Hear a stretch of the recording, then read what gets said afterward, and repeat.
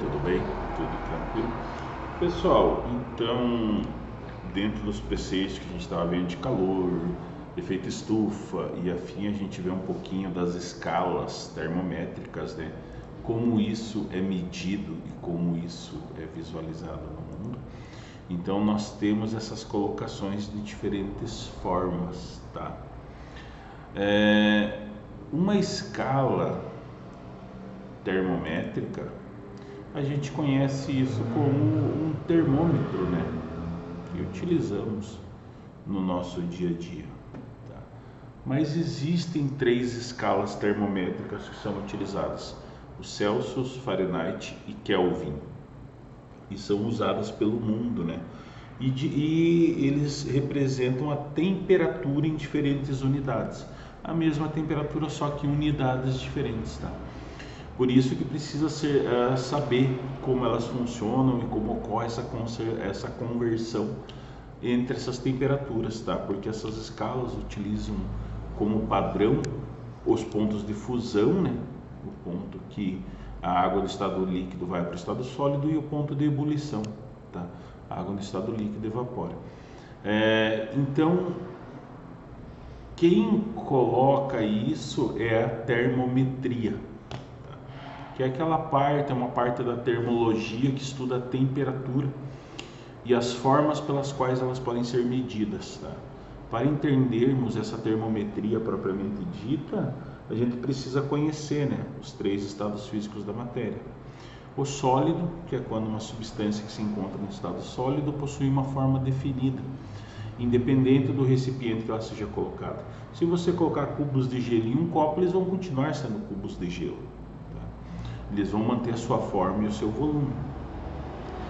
Entre as suas moléculas tem uma grande força coesiva, tá? Que justifica essa estrutura molecular.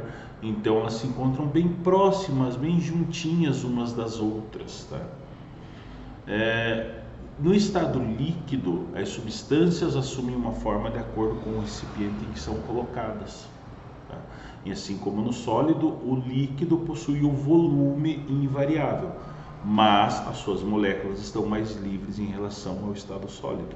Se você encher um copo de água com 300 ml de água e você derrubar ele no chão, vai ser os 300 ml de água. Ele vai se adequar à superfície onde ele está colocado. E o gasoso, as moléculas encontram muito separadas umas das outras, né? E a forma e o volume são definidos unicamente em relação ao recipiente em que a substância gasosa está contida. Se você colocar 300 ml de gás em um vidro, vai ter 300 ml de gás. Se você soltar 300 ml de gás num recinto de 30 metros quadrados, aqueles 300 ml de gás vão se espalhar por todo o recinto, tá? Quando a gente vê isso, você pode visualizar bem a termometria, né? Que é o primeiro ponto assim, importante destacar, que é o da temperatura. É esse sistema de grandeza escalar, né, que é utilizado para associar a agitação de um sistema, porque um sistema ele vai se aquecer ou ele vai se esfriar devido a essa agitação. E com isso, né, esse grau de agitação térmica das moléculas, ele vai exemplificar essas diferenças das temperaturas, tá? O grau como um todo ele não pode ser medido diretamente, tá? Por isso a medição da temperatura ela é feita indiretamente, medindo essas grandezas físicas, né? Tudo o que pode ser medido, que variam com ela, por exemplo, a pressão e o volume que varia junto com essas alterações térmicas, se ressalta, né, que a sensação térmica é uma forma de medição imprecisa da temperatura. E quando nós falamos em estado físico, percebemos que a temperatura do estado sólido, líquido e gasoso estão relacionadas da seguinte forma: a temperatura no estado sólido é menor do que no estado líquido e a temperatura no estado líquido é menor do que no estado gasoso, uma vez que as moléculas desses gases estão mais agitadas, né, em relação a essas substâncias líquidas e sólidas.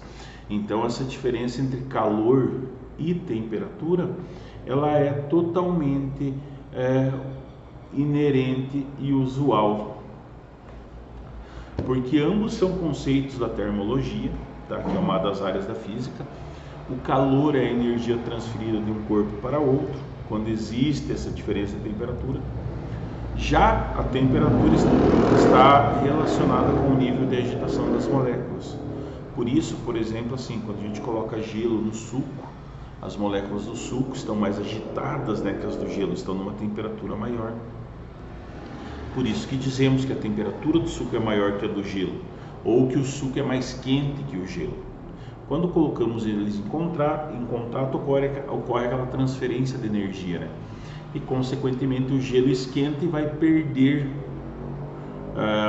vai ceder o frio para o suco, né? E o suco vai esfriar. Então outra diferença que é compreendida a partir desse trânsito de energia, né, entre corpos, e pode ser medida em calorias, né, calorias ou joules, é a temperatura medida em graus Celsius ou graus Fahrenheit, F, ou Kelvin, K. O conceito de calor, ele representa essa energia calorífica, tá? Essa capacidade de um corpo de maior temperatura transmitir parte dessa energia para outros de menor temperatura. Então, de um outro lado, o conceito de temperatura representa essa agitação das moléculas ou átomos de uma substância, tá? Quanto mais quente, maior é a movimentação dos átomos e das moléculas. Quanto mais frio, menor essa agitação, menor esse movimento, tá? Então, a noção de temperatura é bem antiga, né? E nasce da ideia do senso comum de medir quão frio ou quão quente está um corpo nos diferentes estados térmicos. A temperatura ela é medida por esse grau de agitação das moléculas no sistema. Então, dessa forma, não podemos fazer a medição diretamente, pois é necessário que se estabeleça padrões de observação, tá? Que se analise as situações, certo? E isso ocorre assim com as alterações dos objetos analisados, como os efeitos da dilatação térmica e da resistência elétrica, por exemplo, tá? Por isso que a gente utiliza o termômetro como instrumento para medir a temperatura de um corpo. Dentro disso existem vários tipos, né, de termômetros e vários processos que são utilizados nesse meio, e o termômetro é aquele aparelho capaz de informar o grau de agitação de um determinado corpo ou de um determinado meio, tá? No entanto, esses termômetros podem utilizar escalas diversas para tal informação, e esse objetivo é composto por uma haste metálica, né, e um bulbo que contém a substância termométrica, ou seja, aquela substância que vai se alterar com a temperatura.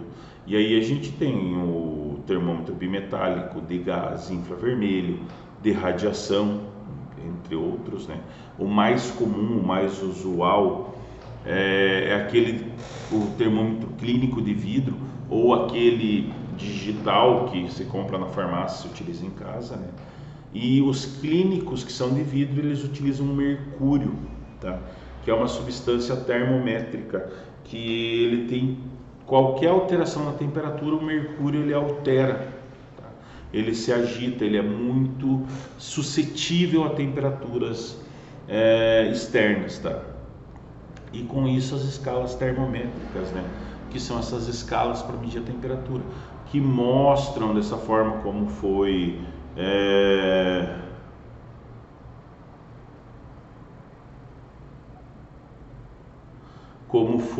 colocado, né? E como é medido se o corpo está quente ou se está frio. Por isso que se construiu uma escala termométrica para isso. É uma coisa mais fácil, você padroniza, né, essa situação. E por isso, com o desenvolvimento dos estudos em termologia, já existiriam diversas escalas termométricas, né, ao longo da história. Atualmente são 3 utilizadas, a Celsius, Fahrenheit e Kelvin, né? E elas utilizam o mesmo padrão, ponto de fusão e ponto de ebulição da água. As escalas, elas estão presentes no nosso dia a dia, né? na gastronomia, na medicina, na meteorologia, nos mais diferentes, nas indústrias. Então, é muito comum, por exemplo, para nós no Brasil, ouvirmos a temperatura de uma determinada região está 22 graus Celsius, né? O Czinho do lado ou está 40 graus Celsius. Porque sempre a escala que utilizamos é chamada de Celsius, tá? E é representada pela letra C. E maiúscula e com o sinal de grau antes, né? Sempre com o sinal de grau antes da letra, tá? Não são um padrão em todos os países, tá? A gente está falando aqui do Brasil, que utiliza Celsius. Alguns países da Europa e nos Estados Unidos, a escala mais utilizada é a Fahrenheit. Então, e ainda temos a escala Kelvin, né? Que é a mais utilizada nos meios científicos, tá? no meio das pesquisas científicas. Porque esse conceito de temperatura ele é microscópico, né? A temperatura mede a agitação das moléculas de um corpo. E quando ele mede essa agitação, quanto maior for a agitação, maior a temperatura. Mas de que forma medir isso de uma forma direta? Por isso que se utiliza as escalas termométricas, né? Os graus, tá 10 graus, 12 graus, 30 graus, 36 graus. E foram desenvolvidos para resolver esse problema, funcionando como essa marcação básica desse meio. Tá? Então aí você tem essas colocações, a gente vai ver essa separação das escalas, né, como elas são colocadas, que foram por marcações de pontos fixos, né? Colocava lá, se partiu do seguinte pressuposto: a água sempre sofre fusão, ou seja, ela passa do estado líquido para o estado sólido. Aí se marcava lá, não, então isso daqui é zero. Ela sempre ocorre fusão quando ela esquenta demais e ferve, né? Passa do estado líquido para o estado gasoso. 100. E depois colocaram isso, né? Um bubu de vidro com água em ebulição, esperando a estabilização do nível de mercúrio e marcar o ponto de ebulição, tá? Sempre que o nível de mercúrio atingir um dos pontos marcados, é possível saber que a temperatura corresponde ao ponto de fusão ou de ebulição da água. E com isso se atribuiu valores a esses pontos fixos, tá? Justamente para padronizar tudo, tá? E isso teve esse objetivo, né, de colocar esses pontos fixos, que o primeiro ponto fixo corresponde à temperatura de fusão do gelo, que é chamado ponto do gelo, né, que é quando ele congela, e o segundo ponto fixo corresponde à temperatura da ebulição da água, e é denominada ponto de vapor, que é quando a água passa desse estado líquido para o estado de vapor, tá? E eles servem como referência para a medida de todos os outros valores de temperatura, e essa graduação é feita a partir de uma substância pura, no caso a água, né, a uma pressão de uma atmosfera, próximo ao litoral. E o primeiro ponto fixo é obtido mergulhando o termômetro em um recipiente que contenha gelo em fusão. Dessa forma consegue se marcar, fazer essas relações entre a termometria, tá? A gente vai ver mais um pouquinho disso daí porque é importante para vocês, tá? Lembrem de anotar as dúvidas que a gente esclarece na aula ao vivo, certo? Tá ok? Segue o material, dá uma olhadinha no material em anexo aí. Fiquem bem, um grande beijo e até a próxima aula.